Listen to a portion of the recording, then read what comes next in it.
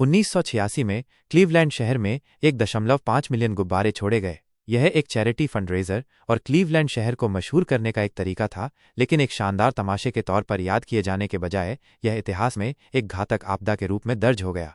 इस घटना को बैलून फेस्ट कहा गया और ये क्लीवलैंड का खुद को रीब्रांड करने का एक तरीका था। उस समय इसकी काफ़ी खराब प्रतिष्ठा थी, जिसका उदाहरण इसके मशहूर उपनाम से मिलता है। शहर के नेता ये साबित करना चाहते थे कि क्लीवलैंड कोई गलती नहीं थी और ये एक विश्व स्तरीय शहर बनने की राह पर था। पिछले साल डिज्नीलैंड ने सबसे बड़े एक साथ गुब्बारा लॉन्च करने का गिनीज वर्ल्ड रिकॉर्ड का दावा किया था और किसी कारण से शहर के नेताओं ने सोचा कि डिज्नीलैंड को पछाड़ना क्लीवलैंड की छवि को सुधारने का सबसे अच्छा तरीका था। इसके तुरंत बाद यूनाइटेड वे ऑफ क्लीवलैंड ने शहर भर में लगभग 1.5 मिलियन गुब्बारे लॉन्च करने की अपनी महत्वाकांक्षी योजना विकसित की। इस आयोजन के लिए 6 महीने की योजना की आवश्यकता थी, जिसमें एक शहर के ब्लॉक के आकार का एक जाल बनाना भी शामिल था। हजारों स्वयंसेवकों को गुब्बारे भरने में घंटों लग गए और आखिरकार 27 सितंबर 1986 को बैलून फेस्ट का दिन आ गया। जब ये अंतिम तैयारियां क्लीवलैंड शहर में चल रही थीं, तो पूर्व में लेक एरी पर एक बहुत ही अलग कहानी सामने आ रही थी। पिछली रात एक भयंकर तूफान आया था। वे ओहियो के सभी हिस्सों में सभी को याद दिलाना चाहते हैं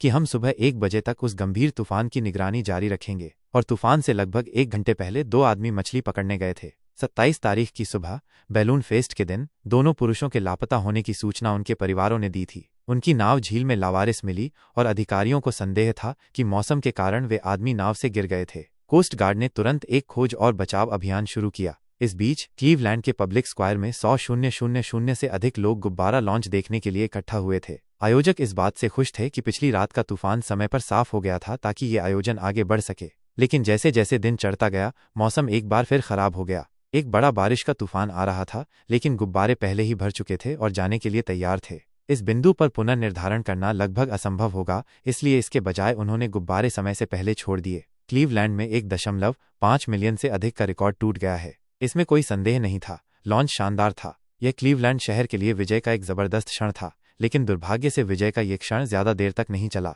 उम्मीद थी कि हीलियम से भरे गुब्बारे थोड़ी देर तक तैरते रहेंगे और फिर धीरे धीरे डिफ्लेट होकर एक एक करके धरती पर लौट आएंगे, लेकिन ऐसा नहीं हुआ और हवा बस इतनी बदल गई है कि गुब्बारे अब तेजी से पीछे हट रहे हैं। ये सुंदर है, गुब्बारे इस तरह वापस आ रहे हैं, वे वापस आ रहे हैं। ठंडी हवा और आने वाली बारिश ने तुरंत अभी भी फूले हुए गुब्बारों को हजारों की संख्या में वापस जमीन की ओर धकेल दिया।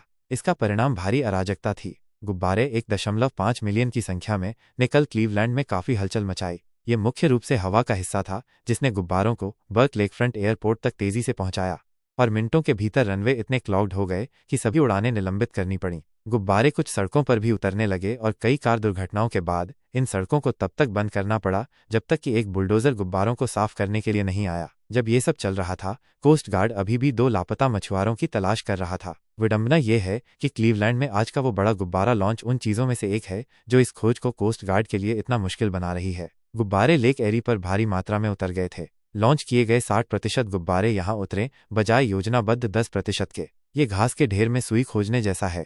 क्या आप कल्पना कर सकते हैं कि यहाँ तैरते हुए किसी को ढूंढना या इन सभी गुब्बारों के साथ पानी पर एक लाइफ जैकेट भी ढूंढना कितना मुश्किल होगा। 29 सितंबर को गुब्बारे लॉन्च होने के 2 दिन बाद कोस्ट गार्ड ने आखिरकार 2 लापता मछुआरों की तलाश बंद कर दी और उसके तुरंत बाद दोनों पुरुषों के शव किनारे पर आ गए। बैलून फेस्ट को 1988 के Guinness book of world records के संस्करण में दिखाया गया था। हालांकि वो इसे शामिल करने वाला एकमात्र संस्करण था और उसके तुरंत बाद गिनीज ने गुब्बारा लॉन्च करने की श्रेणी को पूरी तरह से समाप्त कर दिया।